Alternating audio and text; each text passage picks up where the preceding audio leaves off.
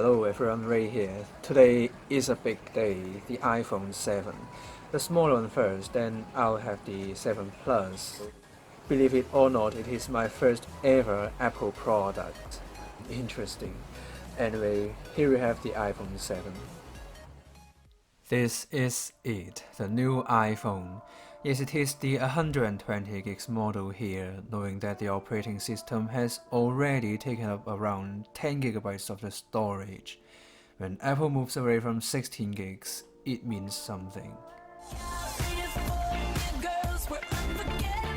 I'm not sure about that, but the iPhone 7 is designed by Apple in California.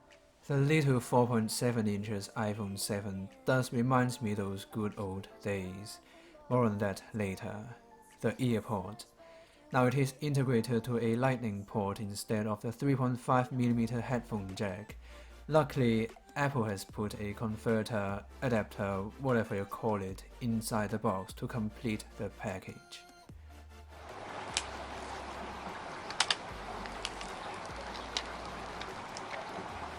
There we have it, beautiful. The overall design language might look similar to the last two generations, but the new matte black is amazing. It simply makes the phone look much more high-tech and sleek. Together with the nearly invisible antenna lines, not only is the iPhone 7 the most attractive ever iPhone to me, but also one of the most gorgeous smartphones out there. If you are planning to buy a new iPhone, definitely get a matte black one. However, if we take a closer look at the chassis, we will find a plastic frame between the glass panel and the metal body itself. If you have looked at a Note 7 close enough, you will notice Samsung has a cleaner, more premium design there. But hey, maybe this is why the iPhone is so drop resistant. Overall, I have to say the black iPhone 7 is a gorgeous phone. As a long-term Android user, I'm super happy with the design and the texture of the new iPhone. Alright, before we dig any deeper, it is the hissing gate. Yes, it does exist, but let me tell you, unless you are holding the phone in the wrong side, and unfortunately you have put your phone right next to your ears, you won't notice it. Even the vibration sound of the Taptic engine is much more pronounced than this.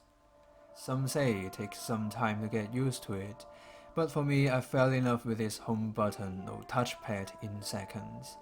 Well, I also adapted to this completely new operating system within hours. It sounds unique, it doesn't click, but the subtle vibration feedback is addictive. And it is smart. A long press with some force, Siri will appear right in front of you, and double pressing it will give you access to recent apps. Double touching it in the meantime will give you better accessibility to the upper part of the interface. It is also 100% accurate. It detects my presence every single time. As a long-term Android user, I have noticed the graphics on those huge games are better on the iPhone. Reflection effect of the car is slightly fancier and anti-aliasing is the real deal. Games also run as smooth as they were, thanks to the low-resolution display. More on that in a second. Now if you are interested in how fast the iPhone 7 is, here we have a small comparison between the Note 7 and the iPhone 7. A full comparison video will be available soon. The iPhone is noticeably quicker, actually much quicker in opening those large apps and games, but day-to-day media consumption like Facebook and Instagram are identical. It won't be a FlashingDroid review without a speed test. The same app list has been run on every single device that is going to be tested, so we can compare the performance Apple to Samsung to LG and more. The iPhone 7 finished the first round in just 64 seconds, which is extraordinary.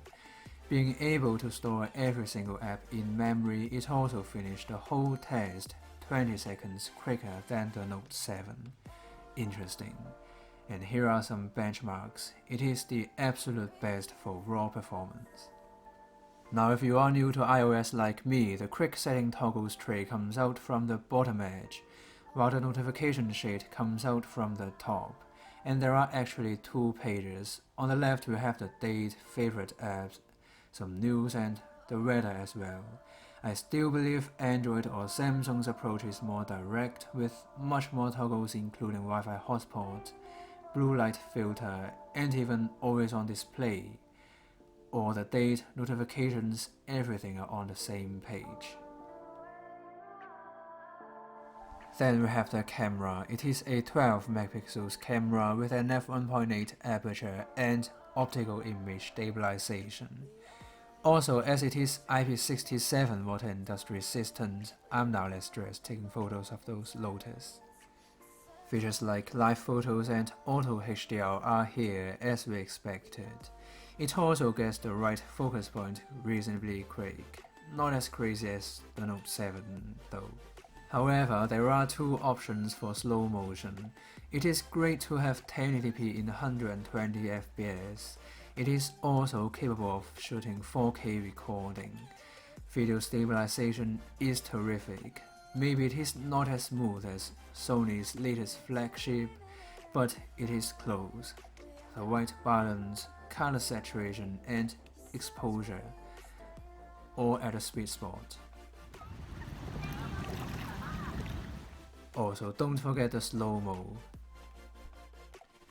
Right, there will be a little comparison between the Note 7 and the iPhone 7 in a second.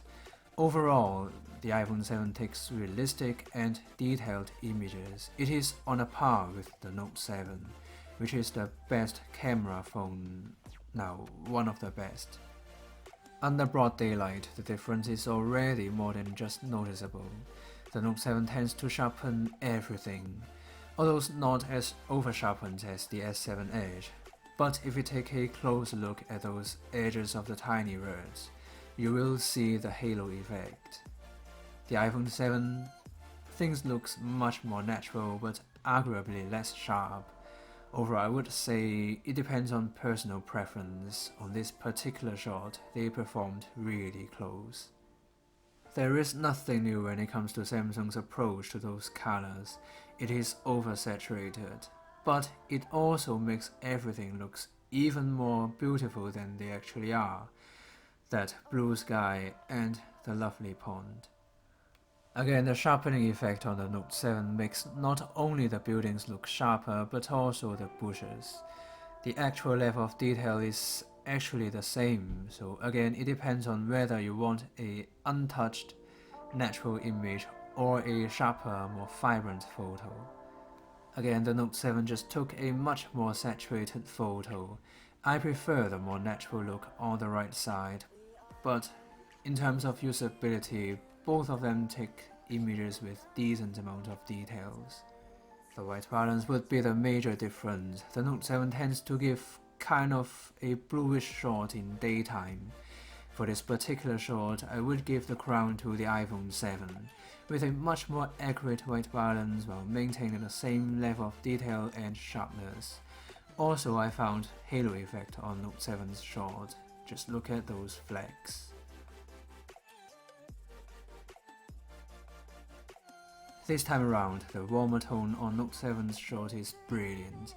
However, the iPhone manages to control the highlights a little bit better, as we can see those buildings here on the right side are less overexposed. So the iPhone gives a wider dynamic range under good lighting. I do appreciate the vibrant look on those images taken with the Note 7, but the trees are just much clearer and greener on the iPhone. Level of details is still identical in the meantime. Now it is almost 8, which can be classified as low light photography. Again, the iPhone gave the more accurate white balance, so during daytime the Note 7 gives a cooler white balance, while at night a warmer one. I'm actually impressed by the iPhone's camera. It gives pretty decent amount of detail in low light situations, which is comparable to the Note 7. The same thing happens here. The major difference would be the white balance. Now it is almost completely dark. The iPhone gives a bluer sky with again a cooler white balance. Both of them did really well. However, if we zoom into those clouds, we will see those noise reduction effect on the iPhone. The Note 7 still the king in extreme environment. With a wider aperture and thanks to the oversaturation effect, the Note 7 just blown the iPhone away. But maybe you can say the iPhone takes more natural images. With a great camera, we also need a beautiful display to look at. Unfortunately, the 750p display in 2016 bugs me a lot. I have moved to Quad HD since the LG G3. I can tell the difference between this low-resolution display and Android flagships like the Note 7 in seconds. If Apple gives us a 1080p display next year, it would be perfect. The dual speaker setup, on the other hand, is outstanding. It is loud with some crazy bass, considering it is just a phone.